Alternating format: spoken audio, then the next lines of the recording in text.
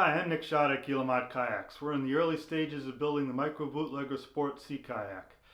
This is a strip-built kayak and we're milling western red cedar for the strips. In the last episode I cut blanks for the strips and planed them to thickness. In this episode we'll take those blanks, rip them down into strips for the body of the boat, and also rip some 2x6s down into strips for the back deck.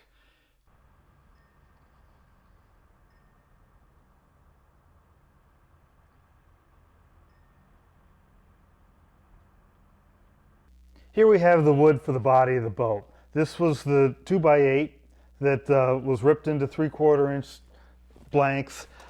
As I said, they end up being a little bit thinner in order to get uniform thickness. They're just at 0.7 inches, so a little bit thinner, but that's okay. It'll make things conform to the boat better. Again, I've got plenty of wood here. You can see my reference lines there, just making sure everything's still in order. This is the drop that came off the edge. It was not thick enough to do a strip, but I might end up ripping that into narrow accent strips. We'll see. But what's going to happen here is we're going to start ripping these into 3/16 strips, just like that. So each blank will be kept in order, and then we'll figure out a stripping pattern in a future episode. But we're just going to rip these into as many strips as we can get out of each blank, bundle them up, bundle them all together, and deal with them later. To be sure we get everything in order, I want to just lay these blanks out and mark them.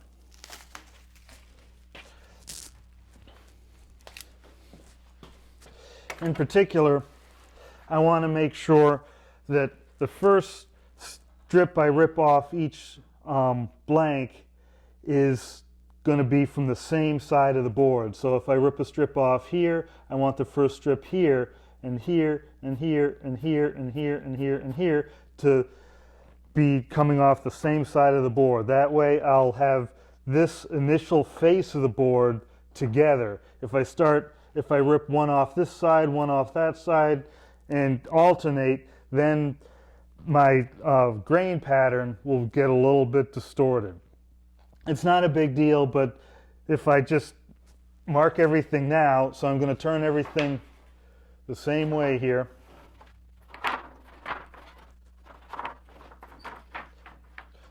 Get them all lined up.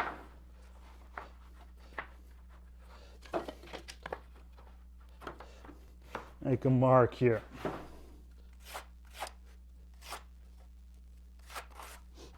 All right, so if I run them through the table saw with this mark up, I'll be ripping a strip off here first, here, here, here, here, here, here, and here. And so that first strip will always be coming off the same side, and if I keep these marks up the whole way, I know I'll be getting the correct side of the board every time. I don't want to rip off here, then this side, then that side, then this side. Otherwise, that'll mess up the grain pattern a little bit. So in preparation for running them through the saw, now I've got them marked. I'm just going to turn them back up this way so they're out of the way. And I'm going to cut this blank first. Now this can run cleanly through the saw. All right, now we're ready to cut the strip. So gloves, get this set up in the saw, hearing protection, turn on the power feed, turn on the dust collection, turn on the saw.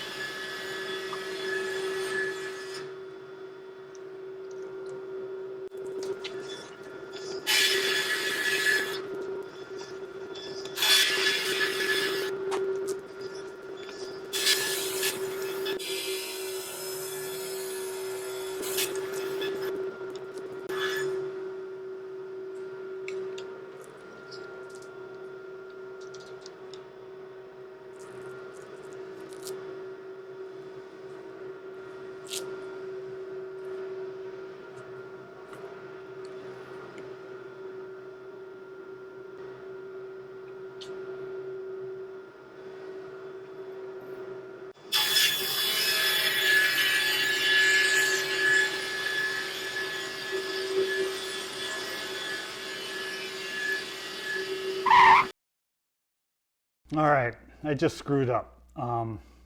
It turns out I went through all the trouble of putting those reference lines on it and always keep this side up. Well, there's a point with the blank when it's about square.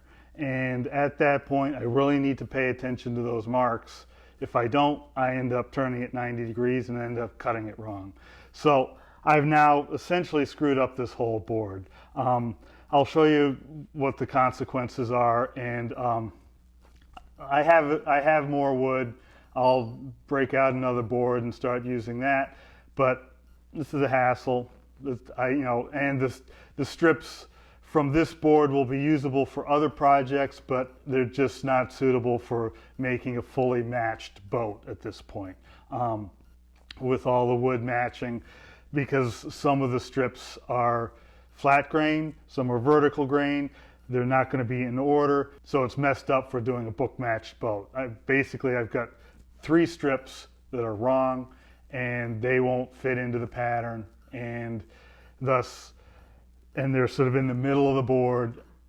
So it's very, I'll take a look at it when I'll finish cutting everything up and take a look at it and see if it's salvageable, if I can get a pattern out of it. But my expectation is that it will just not work out. So let me show you what I did. So each blank was yielding me 6 strips, and I got 6 strips here. But if you look at these, the first 3 here, you see vertical grain, really tight grain lines here. You look at the last 3, and we're flat grain. And so these came out of the board like this, and then these came out of the board something like this.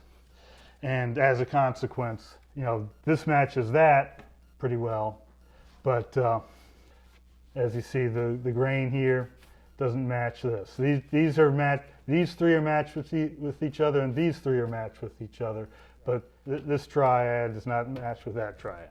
So basically, this means that the whole board is no longer suitable for fully matching the boat. While I'm at it, this is a good opportunity to talk about why I use vertical grain versus using flat grain boards. Joe Langford had asked a question on my previous video when I was buying this wood, why I want vertical grain, why I want flat grain.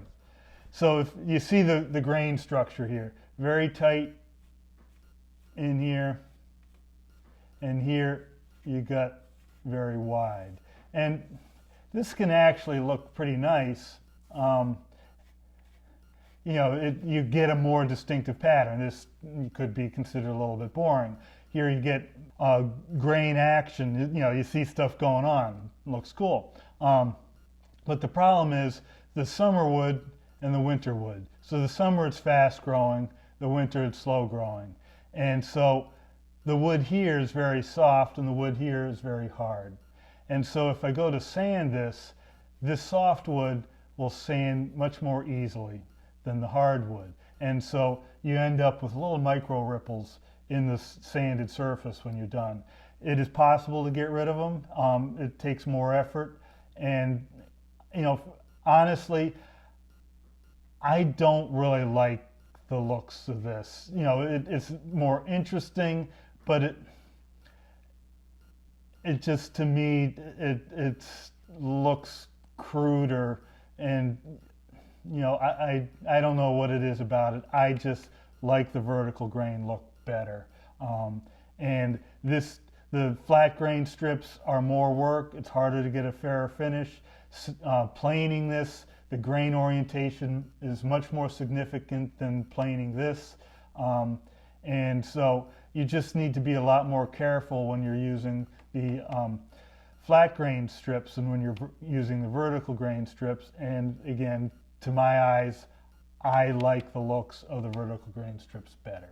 So that's just a little discussion about why I choose one over the other and why I'm going through all this effort to get vertical grain strips.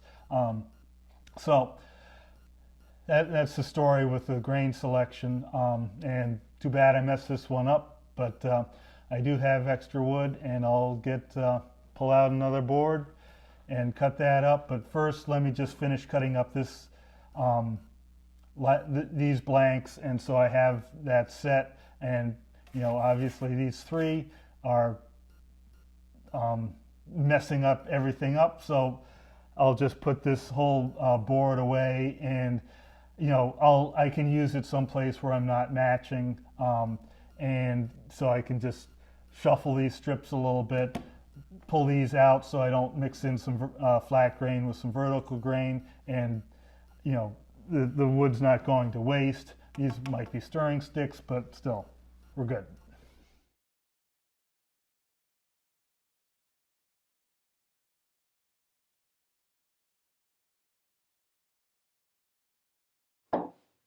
I'm going to continue bundling these strips together in their original pattern because you never know.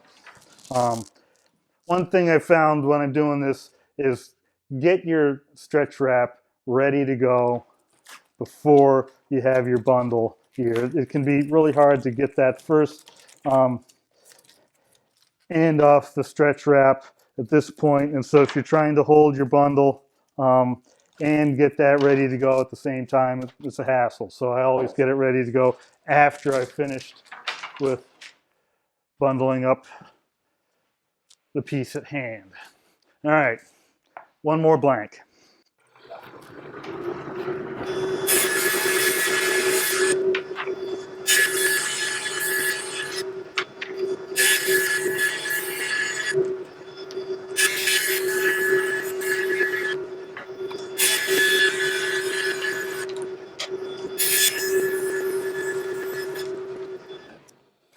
I end up having to pull some of these strips through. That's usually an indication that I just need to lubricate the tabletop of the table saw a little bit more, put another coat of wax on it, make things slide easier. The friction of pushing the strips along the fence and on the table is just more than the traction of the stock feeder can push, so it ends up being stuck, and then it tends to get locked in a little bit and need a nice tug to get going again. But with the feather board in place there and the power stock feeder holding everything down, I can get away with manhandling it a little bit more than I might otherwise. At this point, I'm just going to take all these bundles of blanks that are each individually wrapped, put them back in the same order.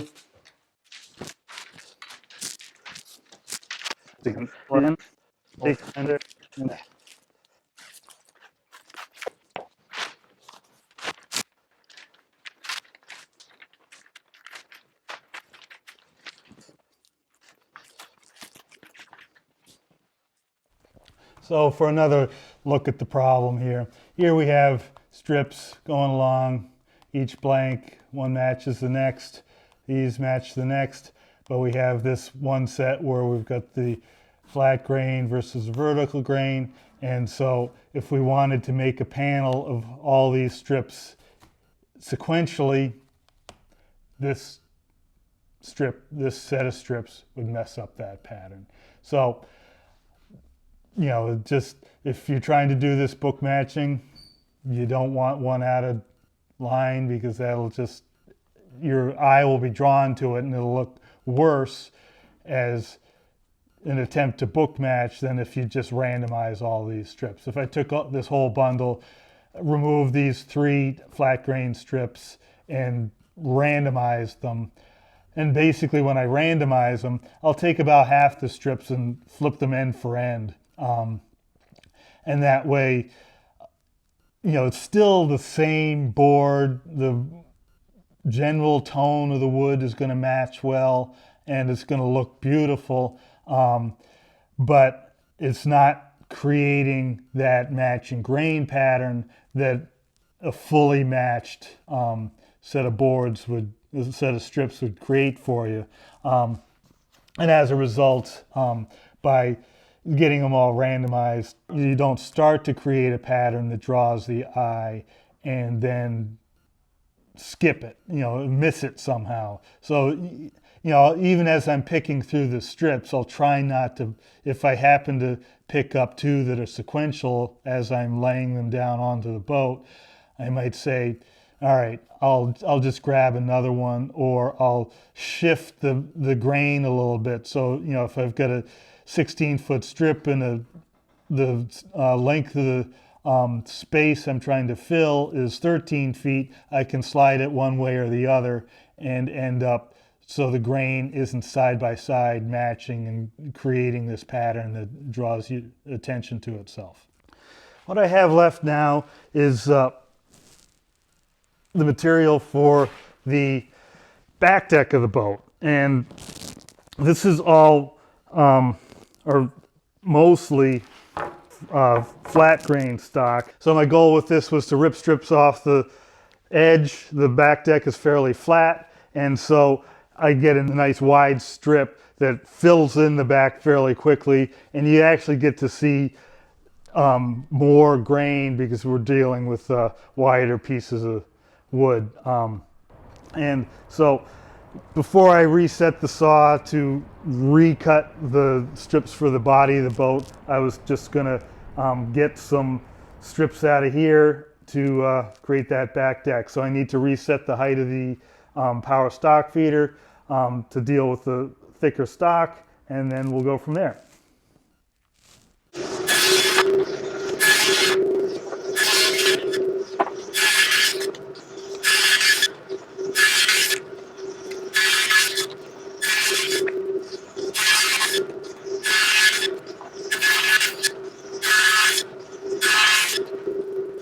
So now I have a set of really nice strips. This looks very, very nice.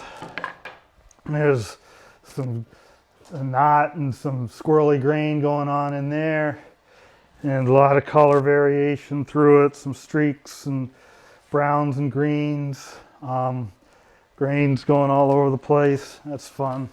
Yeah, down here it looks really nice. There's, again, lots of variation in color, and then a pattern that flows across the board that really looks interesting.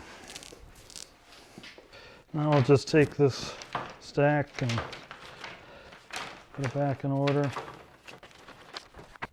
Now we'll cut up the next piece.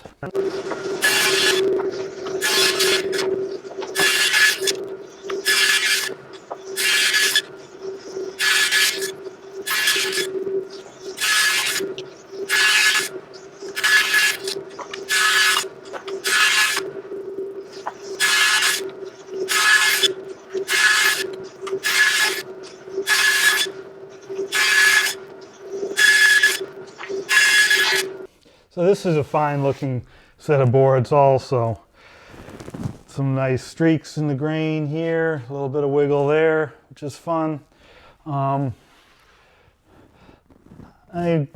sense is the previous piece is a little bit more interesting, but you know, we'll lay this out, we'll get them out together at some point, and in a future video I'll talk about what I'm looking for when I'm selecting grain patterns on this, and different ways to deal with it. So we got some good stuff to work with here. So that finished up a little bit better than it started. I got some really nice wood options for the back deck, and I'll just have to do a do-over on the body of the boat. I've got a really nice plank selected that I think will work out well.